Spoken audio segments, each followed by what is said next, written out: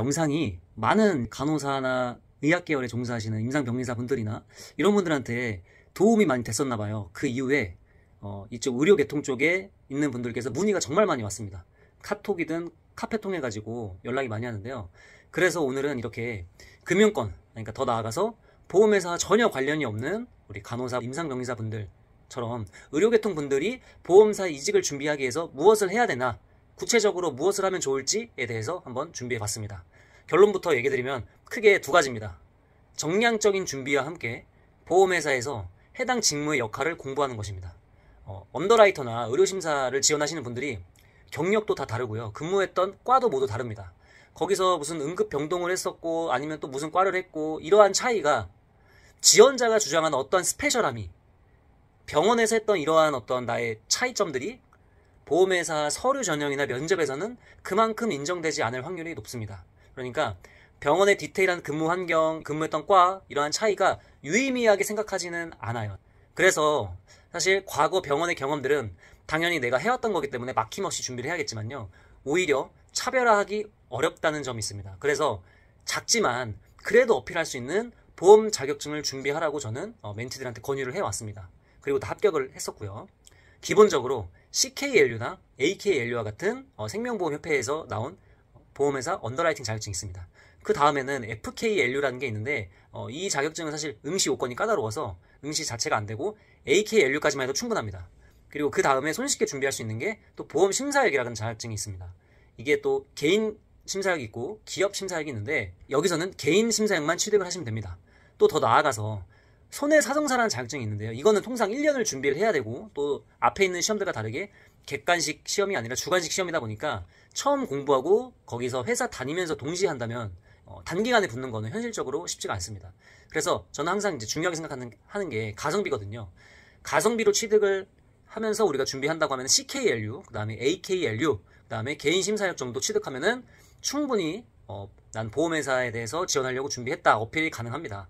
그 다음에 어학은 사실 결과론적인 얘기인데요.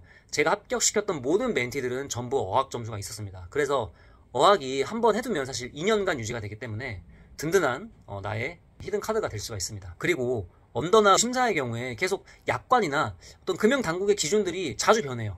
그래서 지속적인 학습 능력이 실제로 매우 중요한 역량인데요. 필요하지도 않은 어학 준비를 했다면 그 말은 즉슨 다른 지원자들은 필요 없어서 어학 점수가 없는 지원자들이 굉장히 많아요.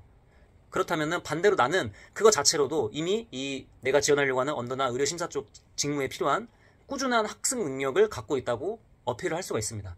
그렇기 때문에 어학은 갖고 있다면 분명히 도움이 될 거라고 말씀을 드릴 수 있습니다.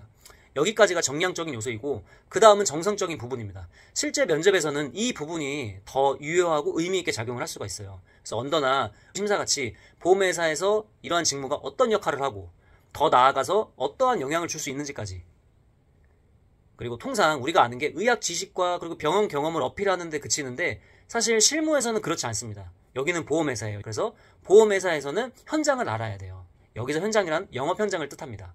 영업 현장에서 모집인들이, 그러니까 설계사분들이 영업을 해서 보험 계약을 모집을 합니다. 그러면은 보험회사에 언더라이팅 하시는 분들이나 또는 의료심사가 필요하신 분들은 의료심사를 받아야 되고, 거기서 계약 인수를 점검을 하고 이에 따라서 해당 계약을 인수를 하거나 또는 인수를 안 할 수도 있습니다.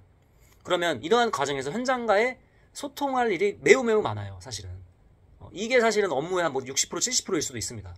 이런 내용을 알고 면접과 자소서에 어필하는 지원자, 그 다음에 이런 거는 잘 모르고 순수하게 내가 무슨 병원에서 그동안 뭘 했고 환자들은 어떻게 대했고 이렇게만 얘기하는 지원자, 면접관은 아무래도 자기가 모르는 내용보다 보험회사에 와서 내가 무슨 일을 할지 정확하게 알고 있고 이거에 대해서 준비를 한 지원자에게 눈이 가기 마련입니다. 그럴 수밖에 없어요.